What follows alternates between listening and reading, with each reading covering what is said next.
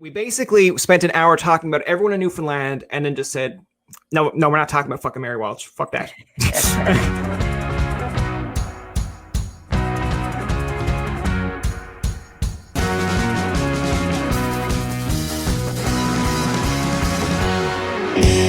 Mary, we're both two Newfoundlanders, so I feel like you're going to get this question right off the hop, but what are you at? Not that much. I'm at the garden these days trying to get everything in. But I'm never at the fish, but my brother did give me a couple of squid the other day, which was good because the squid were just rolling in like capelin in the middle of this month. Everything's gone so bizarre, but now it's cold. And so that feels right. It's cold at the end of August, but I suppose we'll get a few other nice days, but that's what I'm at. Are you a fan more of the hotter weather or the warmer weather or the cold weather? Because I feel like in Newfoundland, we don't get summer. We just get fall and winter. I know. We did get some really hot days this year, weirdly enough, and in August. And they always used to say, once the regatta, which happens the first Wednesday of August, after the regatta, you got to break out your fur coat, right? And that's the way it was forever. And we had a cold July. We had a hot June, which we never get. And then we had a cold July and a hot August. And now it's after getting cold again. So, are you a fan, though, of, the more or less the colder weather? No, I'm a fan of all weather. I would like it to be, for the winter, to not be so messy like it is here on the Avalon. I'd like it to be more like it is in the rest of Newfoundland, really like the winter. But here it snows in the morning and then it'll rain in the afternoon and then it'll freeze. And then there's no footwear known to man that can withstand, that kind of, so you're always wet and miserable kind of. Yeah, because I feel like when you're up away in the mainland or in Ontario or Toronto, I feel like those have different weather climates itself, but it gets really cold. So you're like, okay, I'm used to the cold, where it's when you try to breathe in, you're like, okay, I'm braced for the cold. But here it's almost like, okay, am I going out with this, am I going out with snowsuit today? What's going on here? I know, it's just, and now I'm used to that kind of, and so when I went to Labrador for a few months, I found it really oppressive that it was so sunny and white and, blue sky and everything. And I thought, is the fog never going to roll in? Is it never going to, get warm? And that's the way I found it in Ontario, but I think it's different now in Ontario. That was when I was going to Ryerson. Yeah. And it was really the winter would come in and that was it. It was crunch, crunch, crunch, crunch on the snow all the time. It never rained. It never got foggy. It was just cold, right? Where your nose would just stick to the inside of your nose and you always were walking on crunchy stuff. Yeah. But so that's what I'm used to, I guess. So that's what I kind of like, is that changeableness, you never know. When the summer comes in Nova Scotia, even, you can pretty well count on it being the summer. There are no cold days. There are wet days or gray days, but there are no cold days. But we actually get cold days. Well, it's funny because it's if you play certain Newfoundland, every I guess province has their own kind of songs or artists that will relate to a song. But it's if you play a Great Foggy Day to someone in Ontario, they'd be like, I don't understand. Why do you Newfies like this so much? I'm like, because it's always foggy and we can relate to it. Yeah. And tell them not to call us Newfies because that really just drives me crazy. Shut up. Yeah. But it's what you get used to, isn't it? With everything, right? Yeah. I want to ask, because now I have two older brothers. So I'm the youngest of two, but I believe you're the seventh of eight. So tell me, because I got two older ones. So I'm the youngest. They're always picking on me. I get all the hand-me-downs. So you're number 7. Tell me how that dynamic works. Well, I didn't grow up with my family. I grew up next door to my family. Yeah, so I got given away when I was 8 months old to my 2 maiden aunts and an uncle who lived at number 9 Carter's Hill. And most of my family lived at number 7 Carter's Hill, my mom and dad and everybody, until I was about 11. And then they moved up around the bay. So then I used to I actually spent more time with them when they didn't live next door. So I'm an only child from a large family. So like how does that dynamic work? Because that's actually an interesting I guess concept there. Like what do you mean by just give you away? Did they just go like, here's our baby, you take care of it? I guess, I was only 8 months old, Yeah. so, I don't really remember. No, that's And then I fair. never really felt like I could actually ask. But what the story is that I went in the hospital when I was 8 months old with pneumonia. And when I came out of the hospital, Mom and Dad's house at number 7 was damp and cold, and Aunt May and Aunt Yeah. Fien and Uncle Jack's house was warmer and drier. And so I went there, from the hospital.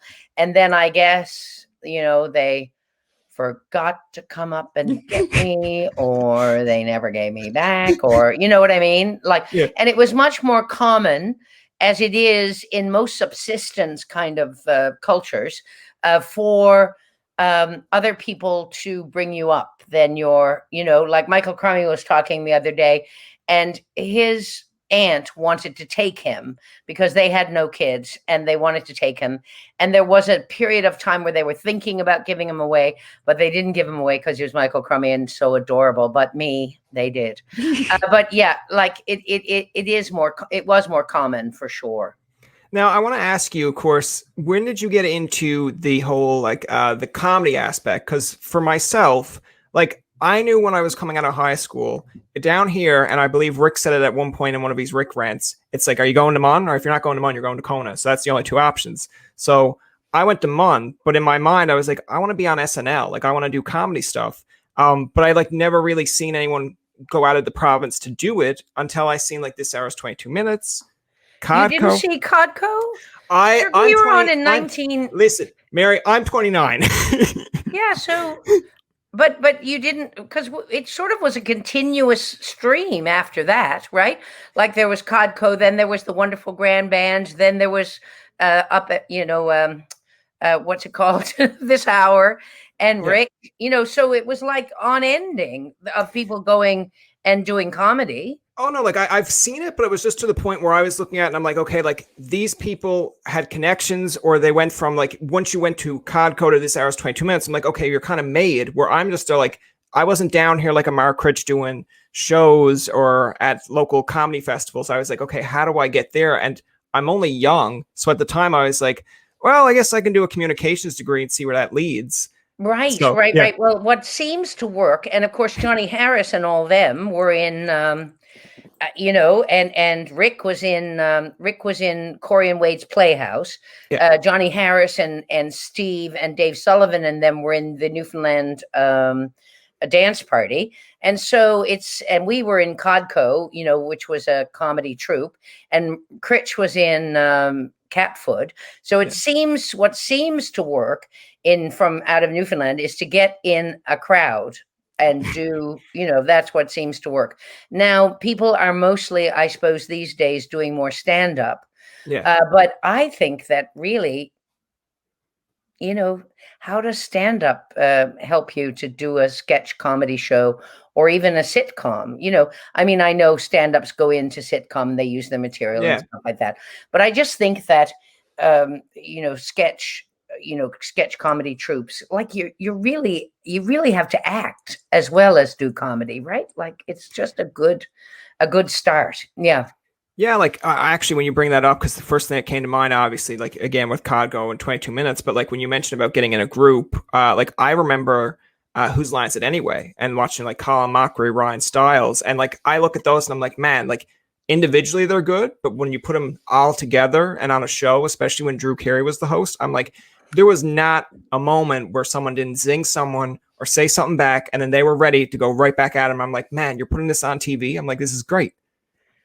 We went to see Colin in a show at the BBC when myself and my husband were in Harlow, and we brought my husband's daughter, who is, engaged, or not engaged, but, going out with a guy who was from rural India. And when he met Colin, he almost died because that's all they talked about. Like they got Whose Line Is It Anyway? And that's what they talk about at school, and they do bits from, so that was a massive show. And Colin was on This Hour for a while. Yeah. We had that discussion with Colin when he was on, and he basically said that it was the scheduling. And then I think that's how Mark got his break, because he was a writer. and they auditioned so many, and I think Critch ended I up think getting that it. Mark got his break because Andy Jones said to me Yeah. when I was still on this hour, Mark Critch is really funny and he's not mean. You should get him. And so when we had our meeting, I said, there's this guy, Mark Critch, who's really funny and not mean. And then somebody from the CBC wasn't in favor of Mark that year. But then, we kept going, and I guess Mark came on as a writer, and then he's such a prodigious writer and so extraordinarily talented that he just, I feel like if you're talented and you're driven, it's like no matter how many doors are put up in your way, you'll find a way to break it down.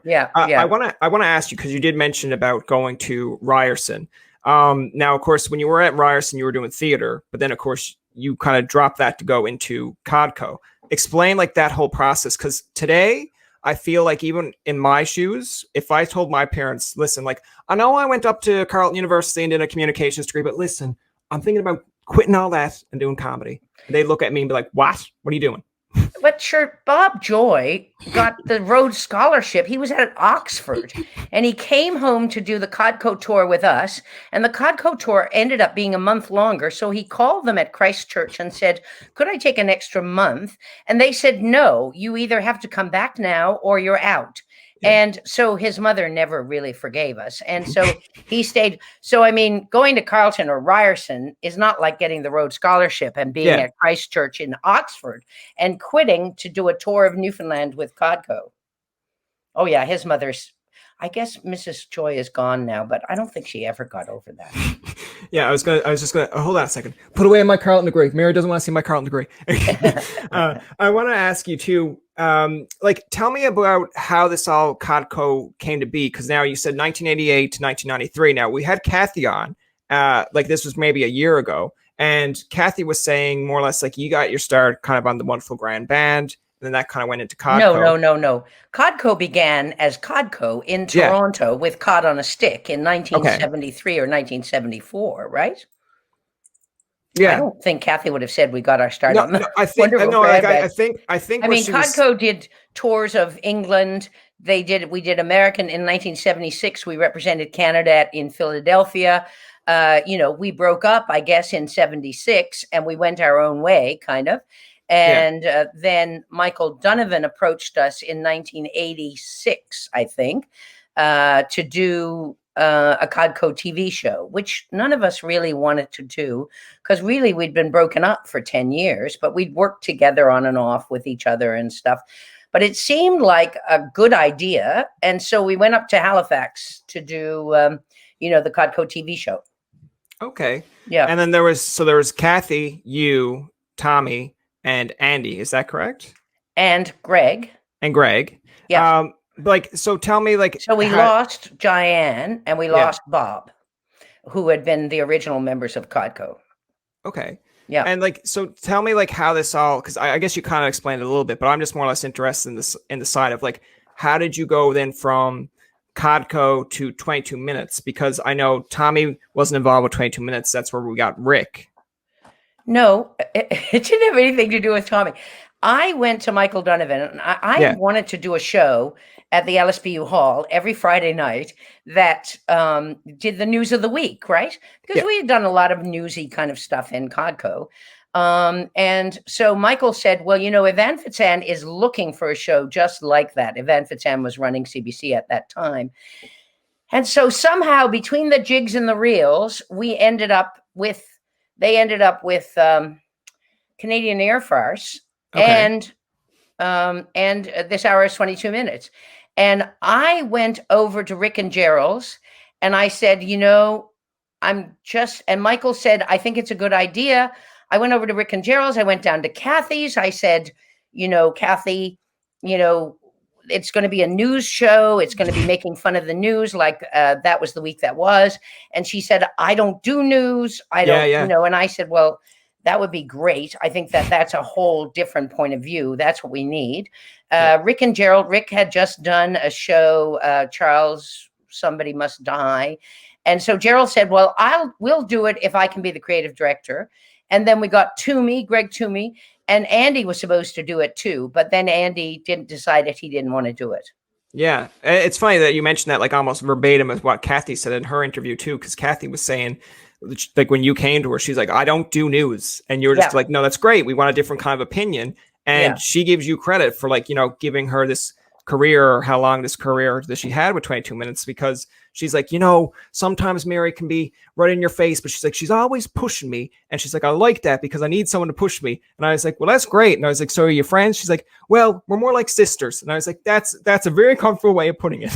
But like, I want to ask you, of course, now we're in Newfoundland. Tommy Sexton is a great name, great comedian, but like, tell me a little bit of stories with you and Tommy. Like, what was your relationship with him? What are some highlights that you can remember from Tommy? Well, like I said, I went to Ryerson in like 1973, I guess. And I had been on the road with the Newfoundland Traveling Theater Company. That's where it's not like it's where I met Tommy, because, Yeah. Tommy's brother, Marty, had been in our gang in grade 8, and Greg Malone's brother, Carrie, had been in our gang, and Andy and Kathy's sister, Mary Wynn, had been in my class. So you know what I Yeah. mean? Yeah. But that's when I worked with Tommy. But Tommy decided, both Tommy and Rick, oddly enough, both quit school in grade 10. Both, with a 90 to 100 average, and just decided they didn't. And Tommy hitchhiked to Toronto. So myself and Tommy and Diane and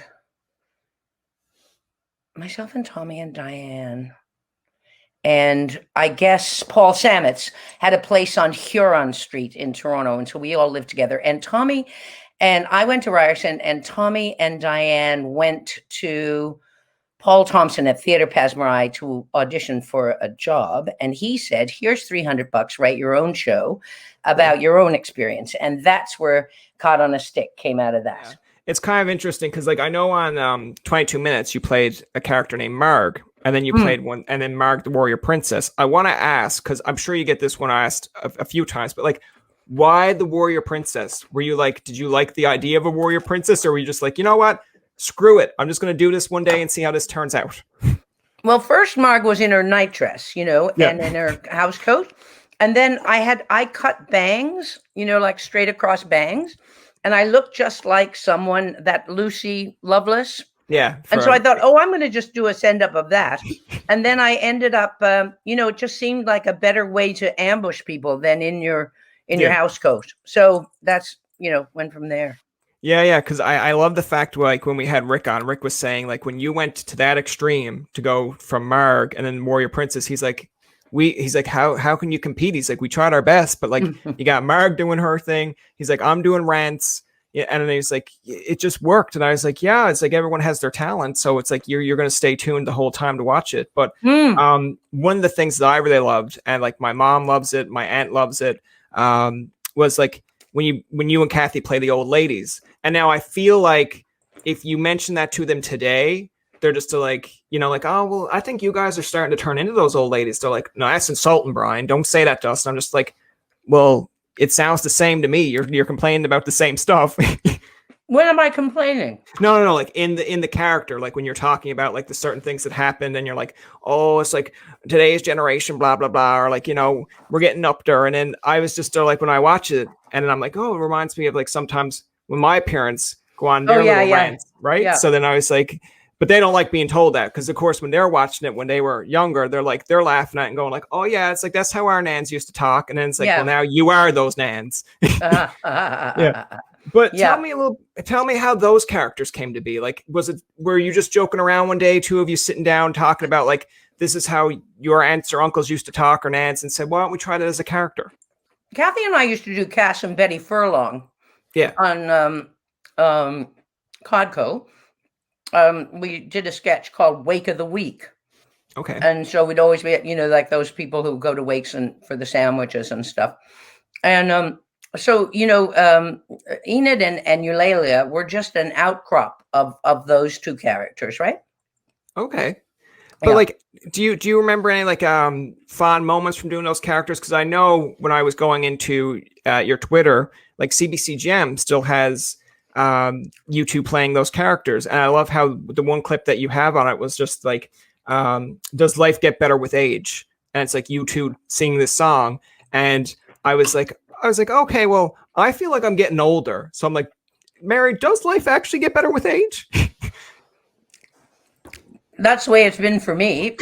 And I think people have found that generally, there's a U-bend, and I don't know if this has been proven to be untrue, but there has been scientific studies that show that life, no matter what your circumstances, no matter what your health, that it actually does get better as you age. Yeah. Oh, really? Okay. Well, I mean, I'm turning 30, and I was like terrified because I'm like, oh my God, I'm turning 30. But if you're telling me life gets better with age, then I'm going to probably plan in my calendar. Okay, we're getting to 40. Okay, things are going to get better, hopefully. Yeah, you got to get to 50. Yeah. Because you're going to be squeezed in that other time. Yeah. Yeah.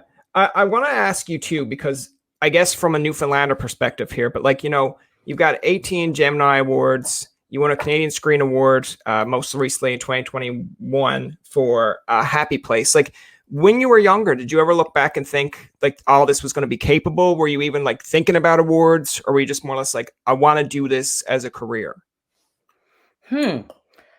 I definitely was not thinking about awards. I mean, you were saying that when you were young, you didn't think that there was anybody doing comedy or that you could do it. But really, there was nobody when we were young. Yeah. There has been nobody. There was like we were just, even not just in Newfoundland, but in Canada, people were going from, little theaters, which was basically university theaters, or the Wolverhampton Players would come in. But mostly we were doing, Theatre Passe Muraille did the Farm Show in 1969. And that was one of the groundbreaking shows. That was a show about Canadians, by Canadians, for Canadians, about ordinary people. And that was a kind of revolutionary kind of thing at that point. And we were all part of that too. And so there were no theaters or anyone. And there was like, the great thing was that you weren't waiting around for somebody to give you a job, because there were no jobs. You were just making up things as you went along. So no, of course I wasn't thinking about awards or anything like that. But we wanted to, when we came back, I think it was Andy who said it, or maybe it was Greg, I don't know, but that St. John's would, through our efforts and the efforts of other great people here in the province, St. John's would become the theatrical capital of North America. Yeah. We didn't really get there, but there's so many things going on in television and film right now here, and theater, and it really is, it has, not through our efforts, but it really has grown. So when we started, there was the CODCO and the mummers, and people used to call us the cummers. Yeah. Yeah. Well, I look back at it, so when I was at university, and of course, as a university student, we weren't able to afford cable per se. So you're just really watching stuff off the internet. And it's like, I remember watching a CBC promo, and they had the Rick Mercer report. This hour's 22 minutes. Great Big Sea was, I think it was Alan Doyle was doing the song over, and they just had all this Newfoundland content. And I'm like, okay, is this CBC Newfoundland or is this CBC? Because to me, at this point, when I was at university and then seeing all this content on CBC that was coming from Newfoundland or had Newfoundlanders in it, I was like, man, I even mentioned it to Tom Power. I was like, do you think that we're well plucked? Do you think people come to Newfoundland, they're like, okay, we got to find the next big thing here. We got to find somebody. And he's like, I think we're well tapped. He's like, I think Newfoundlanders have done well for themselves. I'm like, yeah, because at one point, like you said, it was almost like, who were you looking up to? Who were people from Newfoundland that you idolized? At this case, like you're saying, there was really no one in comedy or no one to look at and say, all right, where do I go for advice? But all Newfoundlanders are comedians anyway, as you know. So, there was, that. Yeah, but it's just interesting to me, because when you look at the media landscape now, I think even it's funny because I never looked at this side, but when we had George Strombo on in one of his interviews, I mentioned to him about Newfoundlanders in the CBC, and he's like, if there was one point they said it felt almost like an outcast to be from Toronto, CBCs in Toronto, but they would always go to Newfoundland and be like, no, we got to find a Newfoundlander because they're doing well. And I was just like, really, George? I was like, I guess I can see your point, because there's Tom Power with the Q, and then now Mark Critch has his own show coming on CBC too. So it's almost like, okay, they're finding their spots.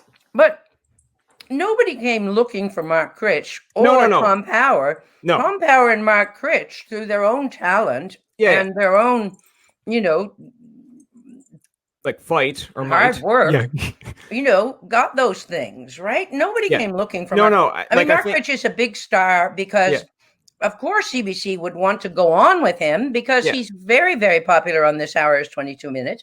He wrote a book that was, a bestseller.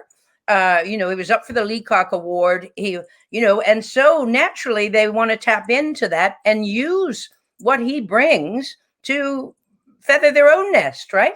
Yeah. I think it's the same way as like, when a country artist or a country star wants to make it big, they go to Nashville. So it's almost like CBC was kind of looking and being like, in Strombo's case, if this was his argument, it's almost like, well, we have Newfoundlanders that are doing well with This Hour's 22 Minutes. If we're going to come out with a new project, like, yeah, let's give one of the Newfoundlanders that's doing well already in our program some more exposure.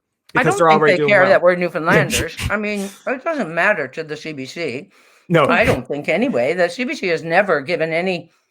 I mean, like you said, there was a period of time there where Rex Murphy was on and Rick had his own show, and This Hour is 22 Minutes was mostly Newfoundlanders and stuff. But I think that got right up on CBC's last nerve. It's like, what? Let's get these. Yeah. I just think it's interesting, just like I said, because most times in cases you might see like it being more, I won't say diverse, but like if it's a Canada broadcasting corporation, you're like, okay, we want to get BC represented, we want to get Alberta represented, we want to get like all Canada representative, and here you got like Newfoundlanders. Basically, in my mind, it was almost like taking over to CBC, because every time you looked at CBC, it was like a Newfoundlander on a certain program, and I was like, well, this is encouraging for us. Wow, I never found that at all, because of course everything was out of Toronto. Yeah, and and that's where CBC wants things to be from. Sorry for talking with my mouth full. That's fine.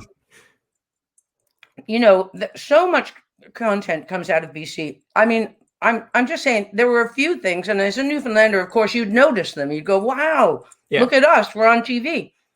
Because before CODCO, we weren't on TV at all. Yeah, there was nothing about Newfoundland. We might as well have not existed. There was only Newfie joke books. So it's just that it's not, that old thing is not so much how well the dog dances, is that the dog dances at all. It's like, it's not that we're on so much, it's that we're on it all. It's just like for a generation, I guess, for myself, to see that exposure like that you guys didn't get to see like when you grew up. It's kind of interesting to be like, okay, like now we have people that we can say, like even to this day, just say, I'm not saying that they do, but just say if there was like a young comedian or a young actress and they're like, you know what, like Mary Walsh is actually in St. John's or wherever, like, send her an email or send her a message. Like, you didn't get to do that. And not just because the technology wasn't there, but it's almost like, who were you going to at this point? There was not really many, right? No, you're right.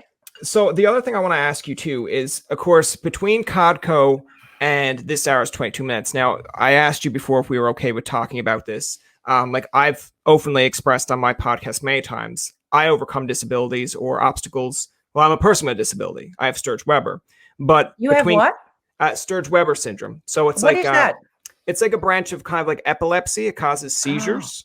So Tommy had epilepsy. Oh, really? Mm-hmm. I didn't know that.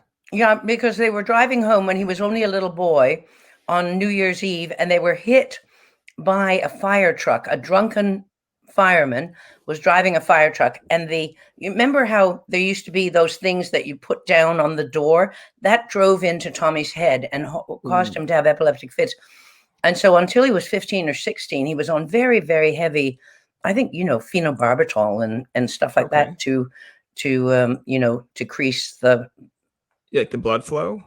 No, to decrease the seizures. Oh, okay.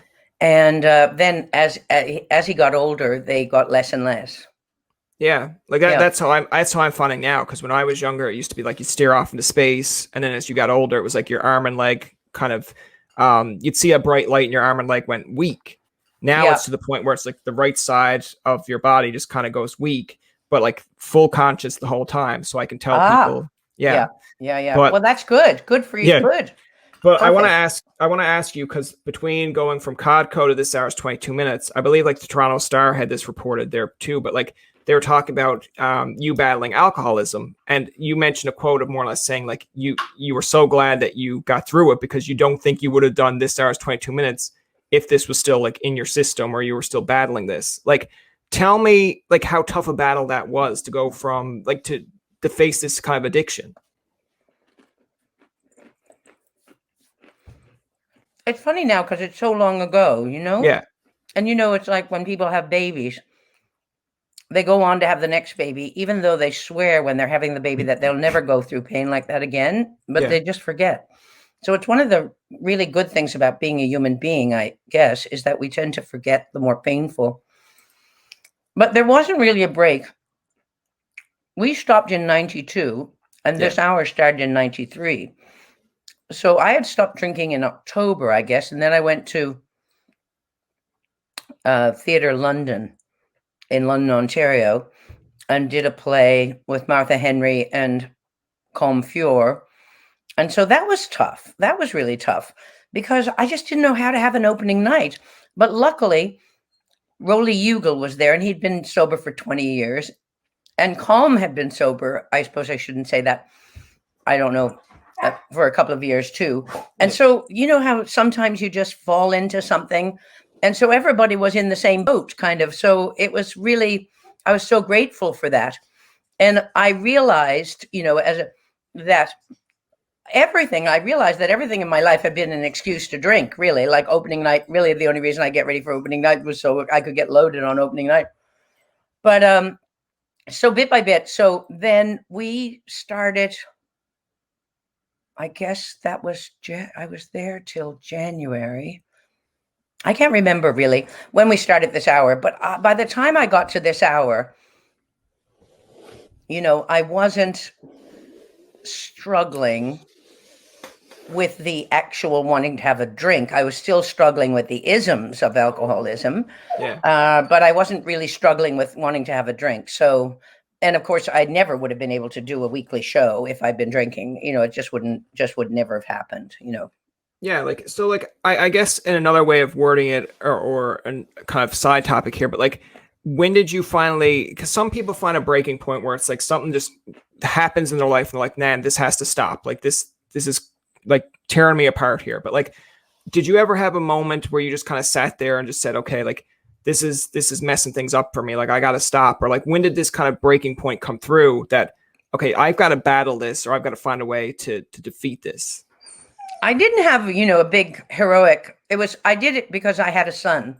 Yeah. And I just realized at some point that I was going to have to get sober. And it really didn't make me happy. The thought of it didn't make me happy. It made me very unhappy, but I realized that I was just going to have to do it. And there was it was like, I guess, people talk about spiritual awakenings. Yeah. And I guess that was, it doesn't sound very spiritual or something, but one day on the stairs with a terrific hangover, having drunk a bottle of whiskey at Ron Heinz's the night before, not gotten home till 11 o'clock in the day.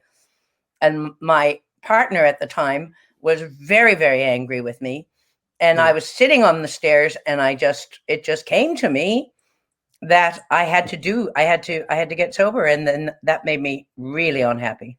Yeah. Like obviously, like anything, like, if someone's trying to quit smoking, quit drinking or whatever, like it's obviously a tough process. Like, did you ever have moments of, like, again, feel free to answer yes or no to this, but like ever have moments where like you had so many months that you were sober and the next minute you just like relapsed, or you just thought like, okay, like I didn't, thank God, okay. At that point I've been, knock on wood, and, I've been sober now, October the 31st, I'll be sober 29 years. Oh, wow. So, I'm really very grateful for that because it's like having a life. Yeah. Do people obviously like that probably don't know about this side? Like if you're going to a party or something, do they offer you a drink? Like how hard do you find, like, is it harder now or is it easier now to just say like, no, like I don't want one, or I'm okay? The funny thing is, when you're drinking all the time, you think everybody's drinking all the time, and you think the whole world is half loaded, because you are. Yeah. But when you're not drinking, nobody offers me a drink. Even when I first quit, like people would be saying, oh my God, it's so bad at Christmas parties. And people are saying, go on, have a drink. Yeah. But I don't think I ever experienced that. I think people were relieved that I wasn't drinking. There'd be more for them. And, I never came under any pressure to have a drink. I got supported by everyone. I think everyone was sick and tired of me, being in the state I was in. I think everybody was relieved that, it might be on its way out.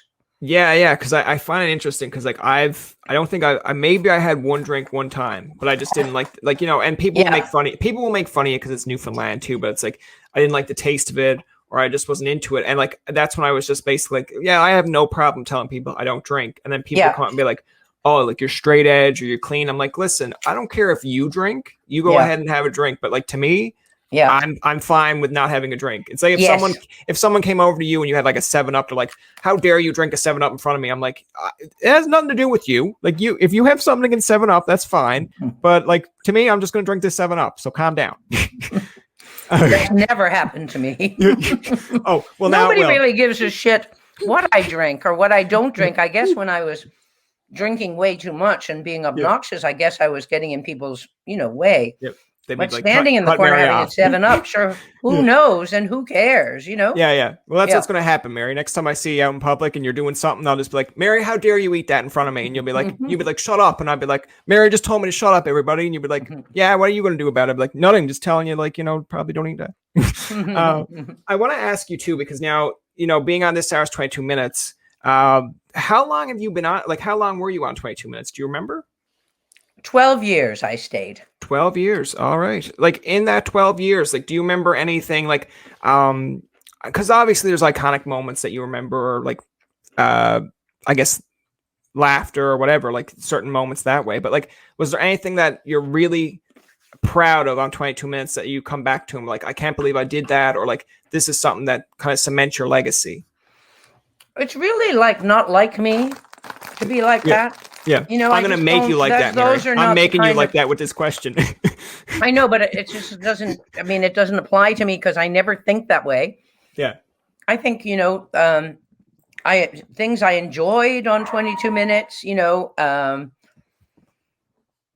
was always really hard. It was really hard. We did a live show every week. We started on Monday with nothing. And Friday night we did a live show.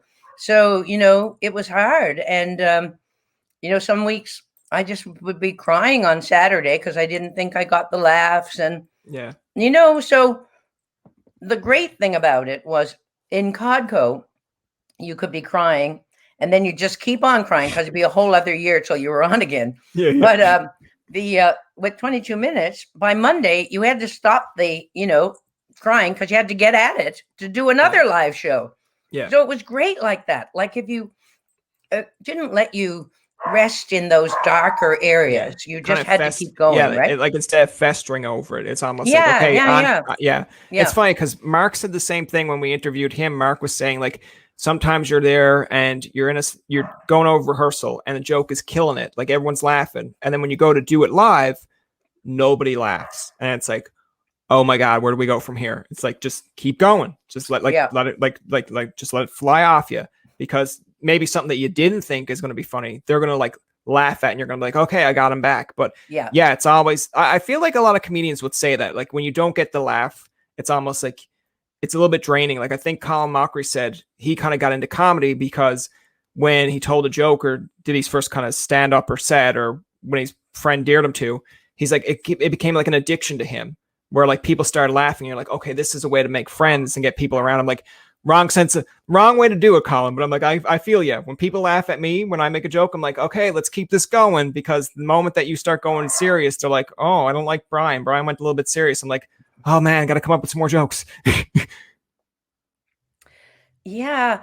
I don't know, Brian. I mean, I know that, it used to be very hard not to get the laugh, and we would be very depressed. Like Mike Jones shot a film of us after we did a show in Carleton, I think at your school, and we were totally unprepared and everything was flat, just flat. and we were just backstage, and we we're really, really depressed. How do people make friends then? You know, if you're not, certainly in Newfoundland, if you're not funny, then you might as well go hang yourself, really. So how would you suggest that people make friends? I was lucky enough that when I was in high school, so I've said this a few times on like other posts as well, because I think people get bored of like you bitch or like me bitching at stuff, but it's like I wasn't very like popular in high school. Like I always felt that I was funny, but just not very popular. So I kind of grew up in a Newfoundland area where I was like, okay, like people got you already stalemated or put you in a box of this is what you are, this is what you're always going to be. So when I went up to Ottawa, I didn't have that stigma of your Sean's brother, your Paul's brother, like your somebody's brother or whatever relative. So it just came out as soon as I mentioned that I was from Newfoundland. Like I figured, okay, they're going to come out with Newfie jokes or slang against Newfoundlanders. But like I basically said, listen, like I'm going to take what Newfoundlanders do and take it with a grain of salt and like, you know, just be self-humorous. And then people kind of grew to like that. And then I realized that people were like, oh, you're from Newfoundland? I love Newfoundland. And then they go on about how they love Newfoundland. I'm like, so I don't really even have to try up here. I'm just a Newfoundlander that can make friends based on the fact I'm a Newfoundlander. I'm like, that's great. I know Newfoundlanders had a whole rebranding. Yeah. I mean, Newfoundland, you know, we were just stupid Newfies. Yeah. And it was like a horrible place. It was like a Ken Harvey novel, just awful. And now it's like we're like a Broadway musical. It's like everybody loves Newfoundland now. It's weird. Yeah. I wonder if Come From Away had something to do with that, because everyone loves Come From Away. Not just Come From Away. You know, the Newfoundland Tourism ads, for God's sake, you wish you lived in Newfoundland yourself, even though you are living here when you watch them. Yeah. You know, Danny Williams taking down the flag that time. Yeah. You know, like the Come From Away is only a little tiny part of it, you know. Yeah. Well, my favorite one when I grew up, and it's funny because we see when you're watching like Hockey Night in Canada from Ontario perspective and then a Newfoundland perspective, it was like we would see the Ontario commercials. And as a child, you're seeing Parliament Hill, you're seeing like the Rideau Canal hockey, or like what's it called, the Hockey Hall of Fame. So as a kid, I'm thinking all of this is in one place. It's not, but they like made it look so great, right? Yeah. And then like it's like visit OntarioTourism.ca, which I think is the epitome of what Ontario is. It's basically like, don't ask a person, just go to our website because we don't want to talk to you. Where in Newfoundland, it was almost like the farthest place from Disneyland you can go. I'm like, great way to open it up. Young people love that. But when you see like the land, they talk about the like the language, like the different language that we have down here and all that. And I'm like, okay, that is enticing. Like when you're up away for so odd or so many years, and then you come home. But I like at the end of our commercial, which I still get teased at sometimes today, is call Sarah, call Jill. And I'm like, so is there only one Jill in Newfoundland? I'm like, no. But the idea of the commercial is so that you understand that when you talk to Jill, it's like a face-to-face conversation compared to up here, you're basically telling me to go to a website. You don't make it sound very personal. So I love that. But I just like how, with the Newfoundland Tourism, when the first time I seen it up away, I'm like, man, who's coming when you say it's the farthest place from Disneyland? But as you get older, you're like, you know what? That's not actually that bad. I don't want to always be around Disneyland. I like going sightseeing on my own time and, embracing the culture. That's only one ad though, Brian. Oh yeah, it's fair. It's only one ad. That doesn't even play anymore. That was one ad. And it appealed to a certain group of people, right? Yeah. But I do like how our commercials seem, and I guess it's, credit to people who do these commercials, but it's like, it does really show Newfoundland. It has like the jelly bean houses. It shows like, in the one with the language, it says like, it's a different dialogue here. And when I'm watching that up away, I'm kind of laughing at it. Cause like, yeah, I get that. But then someone from like Ontario or out West is kind of like, do you guys speak different languages there? I'm like, yeah, a little bit.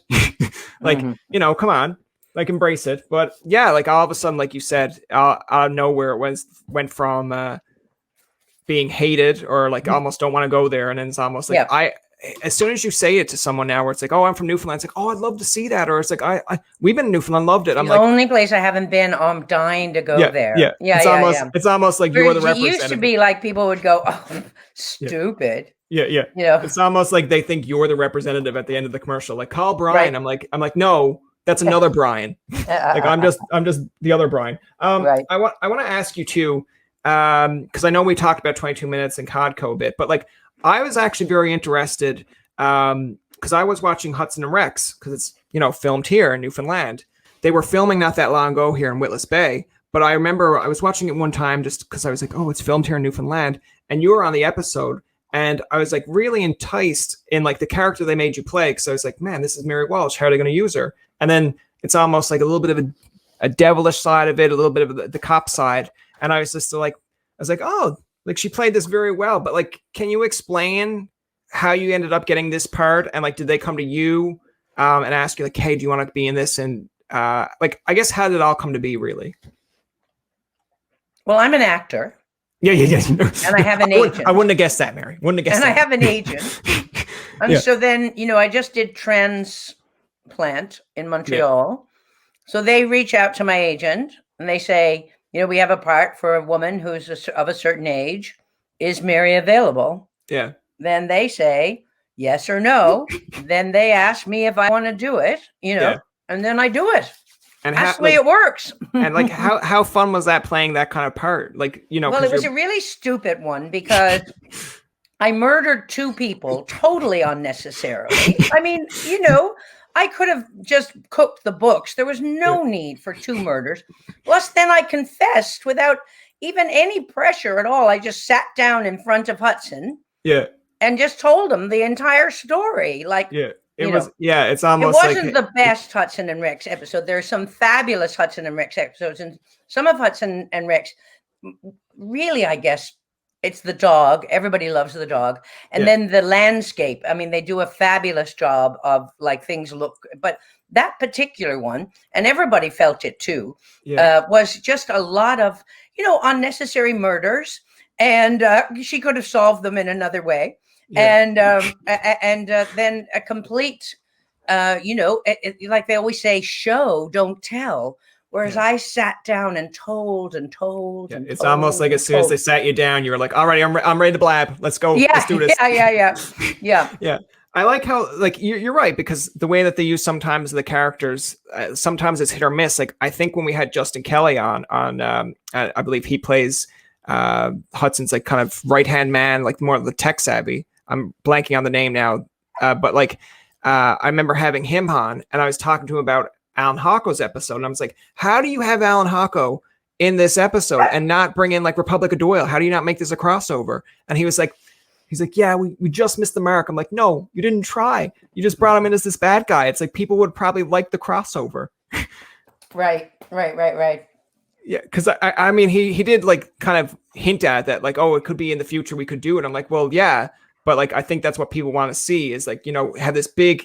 But Hudson and Rex has a massive international audience, right? Yeah. I mean, they sell in 15 countries, 15 or 20 countries. And, I mean, I guess like a lot of it is the star and the dog and the landscape and just the ease of the murder mystery. And so if Republic of Doyle was still on, they would do a crossover. But Republic of Doyle hasn't been on for years, so you know what I mean? Yeah, it's almost like if it's not still relevant, like why would you do that? But I guess there would be, I guess, a fan base that would have been, it's like I come from a generation here where we grew up on like Boy Meets World. And they did a Girl Meets World where the guy in Boy Meets World that we watched is now the father. So like there's that age generation that's like, oh yeah, I remember watching this. So like, like a younger generation might like Hudson and Rex because it's Hudson and Rex. Yes. A little bit of an older crowd might be like, I remember Republic of Doyle. Oh, how are they going to use this in this episode?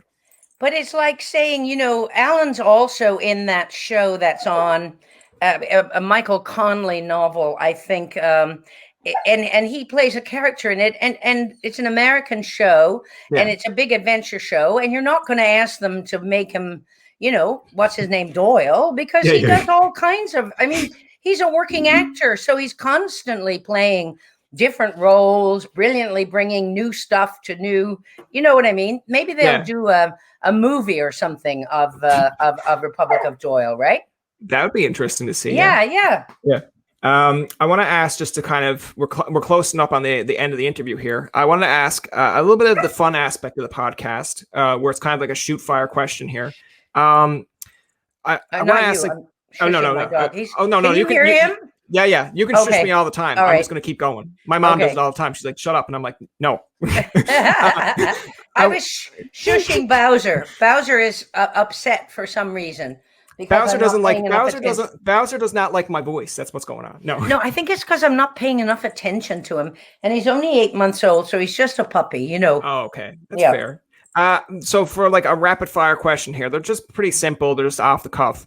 Like if you had a project that you were looking back on that like either you auditioned for or you've seen it later on and you thought like, oh, I would have liked that role. Is there something that comes to mind that you thought like, oh, that would be a cool role to have? Oh, well, you know, a lot of things, really. I mean, have we got all day? You know, I mean, I got all I day. really like acting, and you know, I like the process, but mostly I have to spend time writing my own parts and then producing and you know, and so I really enjoy all the roles I get, and so I always think, oh, I could do that. Why they have, you know, I'm like, I didn't realize that in Shakespeare's Midsummer Night's Dream, when the mechanicals are saying, the guy of the mechanical is saying, I could be the moon. Why can't I be the moon? I know I'm the wall, but I could play the moon too. Yeah. And that Shakespeare was making fun of actors because we're all like that. Like, why don't I have that role? I could do that role. They don't know I could do that role, you know. Yeah. So there's so many, it's just, you know, not even worth mentioning. Yeah, that's fair. I mean, like as someone who does podcasting but also likes getting into the acting side, it's like when you send out something, like when they ask you to send out a tape or something and you send it out and then you're like, I'm going to do that role, and that role. And they're like, okay, easy. I'm like, listen, I'm just putting all my eggs in a basket, hoping that I get something. And then they're like, yeah, okay, we'll keep you in mind. I'm like, oh, please do. I want to ask too, like, kind of like going over now, COVID, I feel like we're getting near the end of COVID here in Newfoundland. I don't know about the rest of the world. I don't keep track of the rest of the world, but what was something that you either accomplished or you set aside during COVID and you thought, oh, well, now that we're kind of in a lockdown, I got to do this or I got to accomplish this? Well, I had directed and written and was in my first feature film in about 2007. It was called Young Triffy, based on Ray Guy's play Young Triffy's Been Made Away With. And I did it with Cinemaginaire. It was about a $4 million movie, which is a lot of money for a Canadian. People are still making $600,000 movies. You know what I mean? Yeah. And it was an absolute and total failure. It was my first time directing. And, you know, I just stopped. I just stopped. It was just so horrible. I never did it. So what COVID helped me to do is I'd always wanted to make a film of Agnes Walsh's poem, Dad in the Fridge Box. And so I got the script done. I raised the money. I made the film. We edited the film. The film's going out it's just a short film. So it got me back on the bike again. And it was like years that I just, I just couldn't get back in the director's chair again because I had had such a traumatic go round with Triffy. But so that was great. And then Dave Sullivan was writing on Facebook these things about the Mrs. Downstairs. And then I contacted Dave because we had lots of time. And I said, you know, I was born to be the Mrs. Downstairs and you're born to be you. We should do this. So we raised the money for that and we shot that this summer. And, you know, and it's just 6 10-minute pieces for 5. And Kathy and I did more, you know, the thing on Gem, that's not from This Hour is 22 Minutes. That's a production. I produced that. Yeah. And Kathy and I did at the beginning of the pandemic more Mrs. E's, because at the beginning of the pandemic, the Mrs. E's who are in their 80s were the targeted group. So we did a lot of just me here in Newfoundland and her there, and we went on the thing. So there was, and I darned some socks too, which I hadn't done in 30 years. I thought, oh, this is going to be interesting. I'm going to end up darning socks. And I started my second book. My first book, was a Canadian bestseller called Crying for the Moon. And now I'm on my second one. And so I started on that. And, you know, we're making we made Christmas Fury, and now we have a script for Halloween Fury, which is, you know, frighteningly funny. Yeah. So I got a lot of work done because a lot of my time in the last 10 years or so before COVID have been spent on the road, just going from gig to gig to gig to gig. And so I hate to say this because it sounds so cruel in a way, but COVID, I had a very good plague. It was good for me. That's fair. I feel like, I'll put it my own word in here too. Cause in terms of COVID, when it first started, like, yes, there's panic. There was people worrying. I'm kind of like a hermit anyway. I like to kind of keep to myself most times, or I'll interact with people, but like, I use COVID as a way of like, oh, I'm going to go watch Saved by the Bell. I'm going to watch like This Hour's This Hour's 22. Like, actually, it's funny because I started taking out VHSs and turning them into like things that you can put on your computer.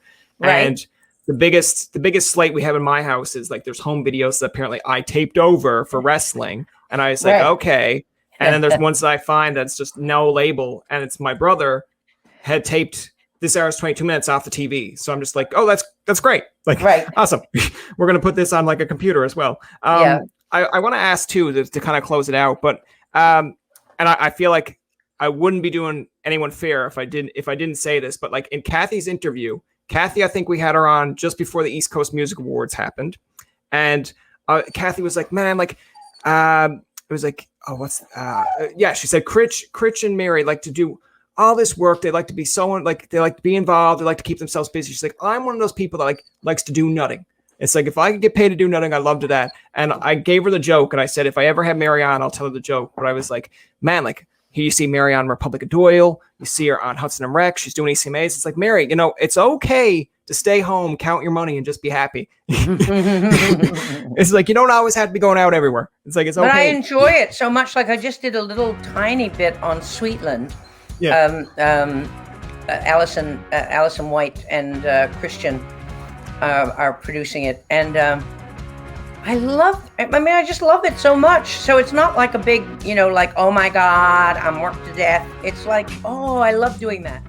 That's going to do it for this episode of Tobin Tonight. Our thanks to Mary Walsh for coming on to the show. Remember, you can find past, present, and future episodes on TobinTonight.com, Spotify, and iTunes. Follow us on Twitter, like us on Facebook, and leave a comment or two. For Tobin and myself, this is Jacob saying thank you for listening and good night.